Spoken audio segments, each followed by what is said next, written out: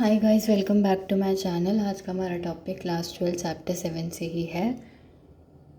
Corporation and competition से मुझे start करना है। Page number 144। लास्ट क्लास में मैंने ओबीडियंस बताया था। लोग ओबे क्यों करते हैं दूसरों के ऑर्डर्स, तब भी जब उन्हें पता होता है कि उनका बिहेवियर दूसरों को हार्म कर रहा है, इनोसेंट पीपल को हार्म कर रहा है, तब भी वो फॉलो करते हैं ऑर्डर्स। या ओबे क्यों करते हैं। तो ओबीडियंस पढ़ा था और वो पढ़ा था कि मिलीग्राम का एक्सपेरिमेंट, उसका रिज़ल्ट। तो आज कॉपरेशन एंड कंपटीशन पढ़ेंगे, पेज नंबर 144। एंड पुराना जो पढ़ाया था उसमें कुछ भी समझ नहीं आया हो तो कृपया करके पूछने का कष्ट उठाएं।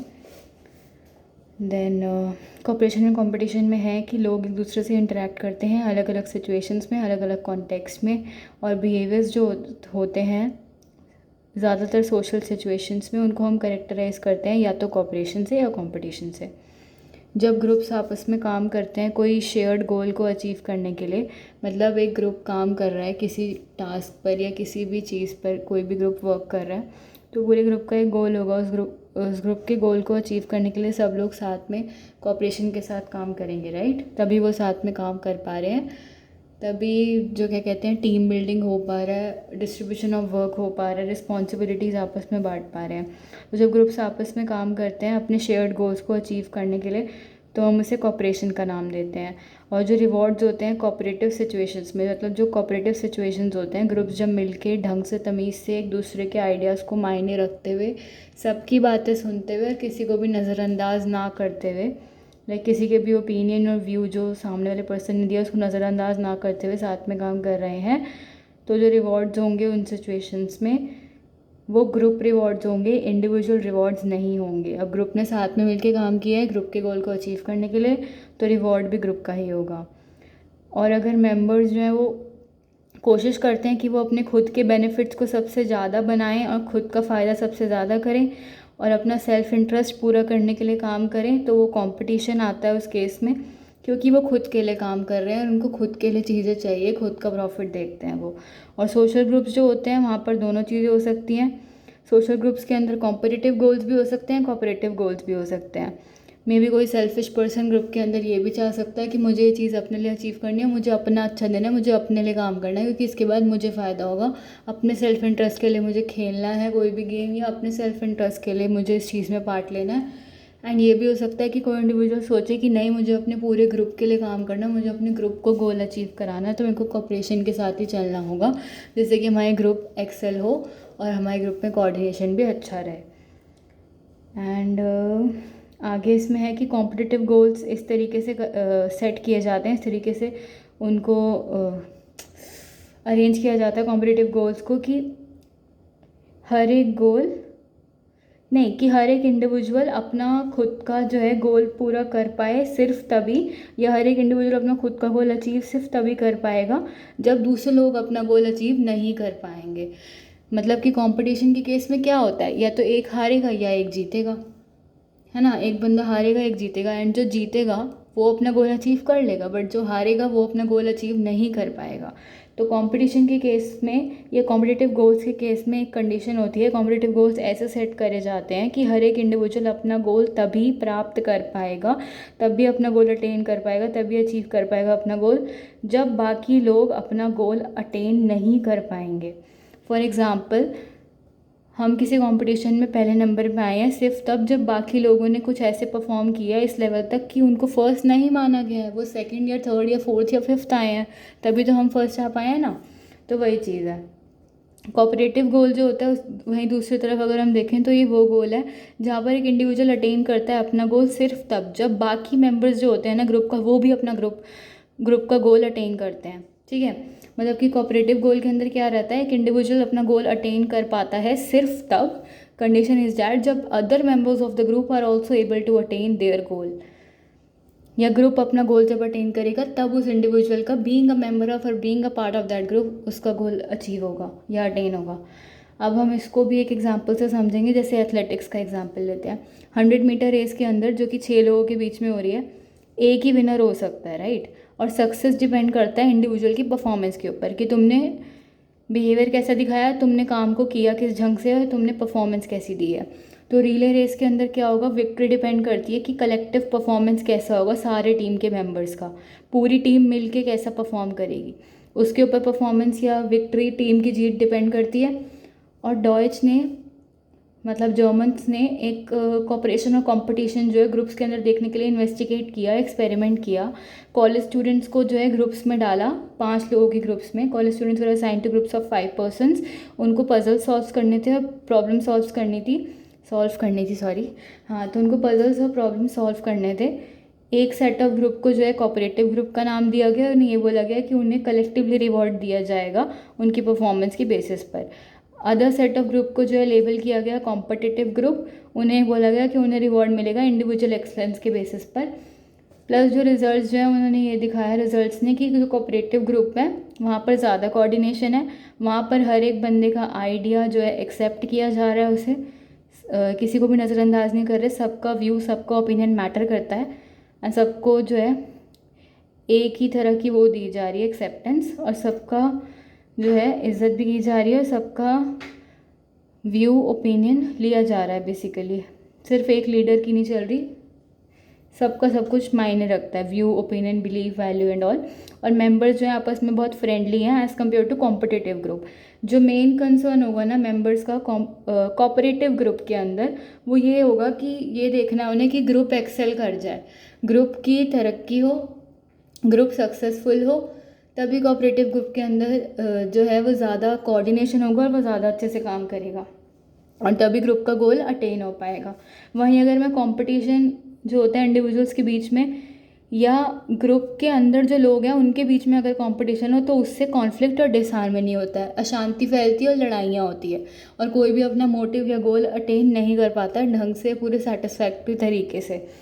तो क्या होता है, किसी को भी सेटिस्फैक्शन नहीं मिलता, लड़ाइयाँ और मनमुटाव एंड ऑल होता है, बहुत ज़्यादा डिसहार्मनी, अशांति भी होती है। तो कंपटीशन अगर होगा ग्रुप के लोगों के बीच में, ग्रुप के इंडिविजुअल्स के बीच में, उससे कॉन्फ्लिक्ट और डिसहार्मनी होगा।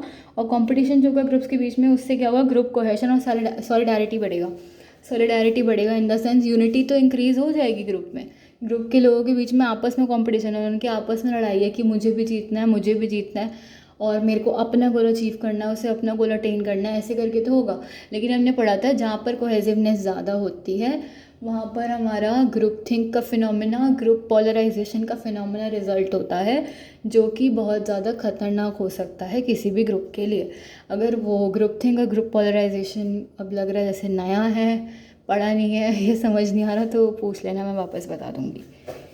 और मैं थोड़ा जल्दी स्पीड में इसलिए चल रही हूँ क्योंकि मेरी तबीयत सच में ठीक नहीं है, मैं फिर भी वीडियो बना रही हूँ because I have to be consistent. कोई ना कोई पढ़ता ही है यहाँ से एंड लोग मुझे बोलते भी हैं कि मैं बनाती रहूँ वीडियो क्योंकि उन्हें हेल्प होती है सीरियसली। तो पुराने चैनल से भी पढ़ते हैं और इससे भी पढ़ते हैं, तो मेरे को कंटिन्यू रहना ही पड़ेगा। बट येस, आज 2 वीडियो नहीं है, एक ही वीडियो बनाऊँगी मैं क्योंकि हाँ मैंने बहुत ट्रैवलिंग की है तो I am not feeling well. But yes ठीक है, I make the video. Prisoners dilemma game, ये 2 पर्सन्स की गेम है जिसके अंदर दोनों पार्टीज़ को कॉपरेशन भी फेस करना है एंड कॉम्पिटिशन भी फेस करना है। उनकी चॉइसेस पर डिपेंड करती है कि या तो वो जीते या वो हारे। और ये जो गेम है ये इसलिए भी की गई कि हम इससे ये देख सकें या ये पढ़ सकें कि कॉपरेशन और कंपटीशन कैसा है ग्रुप के बीच में या किस तरीके से होता है। तो ये गेम जो है वो एक एनेक्डोट पे बेस्ड है। एनेक्डोट का मतलब होता है, हाँ एनेक्डोट का मतलब होता है, I am really sorry actually मैं इस टाइम अकेले हूँ छत पर and time is like 11:45 something and कुछ अजीब सी आवाज़ आ रही है। खैर जो भी है, वीडियो बनाते हैं। हाँ सॉरी। तो इसमें यही है कि ये गेम बेस करता है गेम का जो मेन, सॉरी, एक एनेक्डोट पे जो है गेम बेस करती है। एनेक्डोट का मतलब होता है कोई भी शॉर्ट या इंटरेस्टिंग सी स्टोरी जो कि रियल लाइफ पर बेस्ड होती है या एक रियल, यार एक सेकेंड मेरे को चेक करके आना पड़ेगा, मुझे डर लग रहा है। आई am so sorry for the inconvenience. इस टाइम पे पता नहीं क्यों मेरे को अजीब अजीब आवाज़ें थोड़ी ख़तरनाक लग रही हैं क्योंकि मैं अकेले हूँ टेरेस पर बट ठीक है, आई मैनेज। तो गेम जो है वो एक एनेक्डोट पे बेस्ड है मीन्स शॉर्ट सी या कोई इंटरेस्टिंग सी स्टोरी होता है एनेक्डोट, जो कि किसी पर्सन की रियल लाइफ इंसिडेंट पे बेस्ड है। एंड ये जो गेम है इसके अंदर 2 सस्पेक्ट्स को क्विज किया जाएगा, जो कि अलग अलग डिटेक्टिव्स उनको सेपरेटली क्विज करेंगे। डिटेक्टिव्स इज़ लाइक जासूस, एंड सस्पेक्ट्स मतलब होता है कि तुमने देखा है कि किसी ने कुछ क्राइम किया है बट तुम्हारे पास उसका कुछ प्रूफ वगैरह नहीं है, एंड यू नो कि उसने क्राइम किया विदाउट प्रूफ और विदाउट एविडेंस तुम बोल रहे हो, तो वो सस्पेक्ट है, मतलब उसे सस्पेक्ट किया गया है। डिटेक्टिव्स के पास जो है सिर्फ थोड़ा एविडेंस है उन मुजरिमों से उनका जो है जुल्म कबूल करवाने के लिए, या स्मॉल ऑफेंस के लिए उनको कन्विक्ट करने के लिए, लाइक पनिशमेंट देने के लिए। कन्विक्ट इज़ लाइक कि कोर्ट में प्रूव हो चुका है एंड पता लग चुका है कि हाँ ये बंदे हैं, इन्होंने क्राइम किया है and they are responsible for this offence, तो उन्हें पनिशमेंट मिलेगा। ओके, तो 2 कन्विक्ट्स जो है सेपरेटली इसमें ऑफ़र करे जाएंगे इस प्रिजनर्स डिलेमा गेम में, और उनको चांस मिलेगा कन्फेस करने का, अपनी गलती मानने का, अपोलोजाइज करने का। कन्फेशन इज़ लाइक तुम्हें पता है तुमने गलती किया and you admit yes you have done the mistake and you are ready to get the punishment. In simple words sorry बोलना, कन्फेशन। एंड अगर कोई बंदा कन्फेस करता है या कोई कन्फेस नहीं करता है, तो जो बंदा कन्फेस करेगा उसे पनिशमेंट नहीं मिलेगी, और उसका कन्फेशन जो है उसको एज अ कन्विक्शन देखा जाएगा, एज अ ऑफेंस देखा जाएगा दूसरे पर्सन के लिए कि दूसरे ने सीरियस ऑफेंस किया है। थोड़ा सा कंफ्यूजिंग है, मैं वापस से समझाऊंगी, पहले मैं ऊपर ऊपर से बता देती हूँ। अगर दोनों बंदों ने कन्फेशन कर लिया, दोनों ने अपनी गलती मान ली, तो पनिशमेंट दोनों को मिलेगी, लेकिन इतनी ज़्यादा हार्श, इतनी ज़्यादा सीवियर या इतनी सीरियस पनिशमेंट नहीं होगी, माइल्ड सी पनिशमेंट मिलेगी। अगर कोई भी बंदा कन्फेस नहीं करता है तो दोनों को लाइट सेंटेंस मिलेगा, यानी थोड़े टाइम के लिए प्रिजन में डाल दिया जाएगा, थोड़े टाइम की जेल होगी, शॉर्ट पीरियड ऑफ टाइम के लिए। और जो गेम है उसको यूज़ किया जाता है बहुत सारे एक्सपेरिमेंट्स में ये डेमोन्स्ट्रेट करने के लिए कि जब 2 पार्टीज़ को इन्वॉल्व करते हैं हम आपस में, तो वहाँ पर कॉन्फ्लिक्ट भी हो सकता है इस चीज़ में कि उनका मोटिव आपस में कॉपरेट करने का है या उनका मोटिव आपस में कम्पीट करने का है। वो आपस में मिलके कोऑर्डिनेशन बनाएंगे, कॉपरेट करेंगे एक दूसरे के साथ, लाइक मिलजुल के काम करना है, मिल बांट के, या लड़ाई झगड़ा करके अपनी चलानी है, या आपस में मिलके वो कंपटीशन करेंगे, मोटिव उनका compete करने का होगा। फॉर एग्ज़ाम्पल 2 प्लेयर्स हैं ए और बी, अगर दोनों एक दूसरे के साथ कॉपरेट करते हैं किसी भी पर्टिकुलर गेम में, तो दोनों को 3 पॉइंट्स मिलेंगे। ए ने कॉपरेट करा बी के साथ, A will get 3 points, B ने कॉपरेट करा ए के साथ, B will also get the 3 points. Equality चलेगी पूरी विदाउट एनी डिस्क्रिमिनेशन। एंड अगर प्लेयर ए कॉम्पीट करता है और जीत जाता है तो उसको 5 पॉइंट्स मिलेंगे एंड बी को 0 मिलेगा, क्योंकि ए जीत गया। एंड अगर बी कॉम्पीट करता है, जीत जाता है, तो बी को 5 पॉइंट्स मिलेंगे एंड ए को 0 मिलेगा। अगर दोनों ए और बी कॉम्पीट करते हैं तो दोनों को 2-2 पॉइंट्स मिलेंगे। तो इस केस में हम क्या रिज़ल्ट निकाल सकते हैं या क्या आउटकम एक्सपेक्ट कर सकते हैं, एंड हम क्यों एक्सपेक्ट करेंगे इस केस में कोई आउटकम्स, तो उसके लिए कुछ रीजंस हैं जो मैं अभी कवर नहीं करूँगी, नेक्स्ट क्लास में कवर करूँगी। Determinants of cooperation and competition, जिसके अंदर रिवॉर्ड स्ट्रक्चर आएगा, इंटरपर्सनल कम्युनिकेशन एंड रेसिप्रोसिटी आएगा। But I will tell prisoner's dilemma game वापस से एक बार, क्योंकि ये आगे भी पढ़ने को मिलेगा तुम्हें अगर तुम फर्स्ट ईयर साइकोलॉजी ऑनर्स लेके करते हो तो, और सेकेंड ईयर में भी मिल जाएगा पढ़ने के लिए। तो मैं समझा देती हूँ वापस से एक बार ढंग से, जैसा यहाँ पे दे रखा है। इसके अंदर ये है कि एक तो ये 2 लोगों की गेम होगी जिसमें दोनों पार्टीज़ को कॉपरेशन भी फेस करना पड़ेगा और कंपटीशन भी फेस करना पड़ेगा, जो कि उनकी खुद की मर्ज़ी है। खुद की मर्ज़ी है कि वो आपस में कंपटीशन करें या कॉपरेशन करें, ये उन पर डिपेंड करता है, उनकी चॉइस है कि दोनों या तो जीत जाएँ या दोनों हार जाएँ, कि आपस में लड़ें एक जीते या आपस में लड़े और एक कोऑपरेट करे दूसरा हारे। लाइक उनकी ही मर्ज़ी है, उन पर डिपेंड करता है ना आपस में कि वो कैसे प्ले करने वाले हैं, या उनके बीच में क्या कम्युनिकेशन रहेगा, कैसा उनका कंपैटिबिलिटी होगी आपस में, क्या केमिस्ट्री है, वो उन पर डिपेंड करता है। और इसको ही प्रिजनर्स डिलेमा गेम को ही हम यूज़ करते हैं कॉपरेशन और कॉम्पिटिशन पढ़ने के लिए। तो ये गेम एक एनेक्डोट पे बेस्ड है। एनेक्डोट इज़ लाइक कि कोई शॉर्ट इंटरेस्टिंग सी स्टोरी जो किसी पर्सन की रियल लाइफ इंसिडेंट के ऊपर बेस्ड होती है। 2 सस्पेक्ट्स को जो है क्विज किया जाएगा डिटेक्टिव्स के द्वारा सेपरेटली। डिटेक्टिव्स जो हैं वो कुछ थोड़े एविडेंस के बेसिस पर ही, या अच्छे खासे एविडेंस भी मान लो के बेसिस पर, अच्छे खासे सबूत के बेसिस पर उन दोनों को जो है कन्विक्ट करेंगे, पकड़ेंगे कि उन्होंने कुछ स्मॉल ऑफेंस किया है या कुछ उन्होंने क्राइम किया है। एंड सेपरेटली जो है, जो दोनों कन्विक्ट्स होंगे ना, उनको ऑफ़र किया जाएगा चांस कि वो आके कन्फेस करें, अपनी गलती माने अगर उन्होंने क्राइम करा है तो। एंड अगर उनको पता है कि हाँ उन दोनों ने क्राइम करा है तो they have to given their confession, sorry they have to give their confession and they have given the opportunity और द चांस टू कन्फेस। उनको ऑफ़र किया जाएगा। अगर एक बंदा कन्फेस कर लेता है और दूसरा बंदा कन्फेस नहीं करता है, तो जो बंदा कन्फेस करेगा ऑब्वियस सी बात है उसने अपनी गलती मान ली, उसे पनिशमेंट नहीं मिलेगी। लेकिन अगर उसका उसका कन्फेशन जो है, उसकी गलती मानना जो, उसको मैं यूज़ कर सकती हूँ ना दूसरे बंदे का जुर्म पकड़ने के लिए, या दूसरे बंदे को किसी सीरियस ऑफेंस के साथ पकड़ने के लिए। अगर दोनों बंदे अपनी गलती मान लेते हैं, कन्फेस कर लेते हैं, तो दोनों को पनिशमेंट मिलेगी, बट इतनी ज़्यादा सीरियस नहीं, नॉट वेरी मच सीरियस और सीवियर या हार्श टाइप की, काफ़ी कम पनिशमेंट मिलेगी, बहुत माइल्ड सी, छोटी मोटी सी। ठीक है। अगर कोई भी बंदा कन्फेस नहीं करता है, कोई भी अपनी गलती नहीं मानता है, तो दोनों को ही थोड़ा टाइम के लिए जेल में बंद किया जाएगा, थोड़ा लाइट सेंटेंस मिलेगा, short period of time in the prison. ठीक है, इम्प्रिजनमेंट होगा उनका।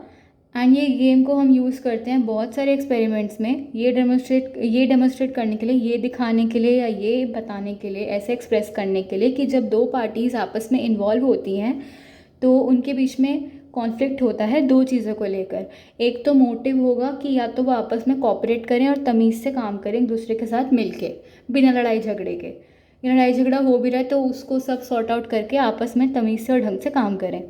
या दूसरा मोटिव होगा कॉम्पीट करने का, लड़ाई झगड़ा करें और आपस में बहुत गंदा सा कंपटीशन कर लें, जिसकी वजह से कोई ना जीते ना कोई हारे और लड़ाई बहुत बढ़ जाए, मनमुटाव हो जाए। तो वो उन पर डिपेंड करता है कि वो कैसे काम करेंगे। अब मैं बताती हूँ अपने शब्दों में। दो लोग हैं, दो सस्पेक्ट्स हैं, उनसे डिटेक्टिव्स ने अलग अलग जो है उनसे चीज़ें पूछी, उनसे बोला, कुछ एविडेंस के बेसिस पे उनको कन्विक्ट किया कि उन्होंने कुछ स्मॉल ऑफेंस किया है।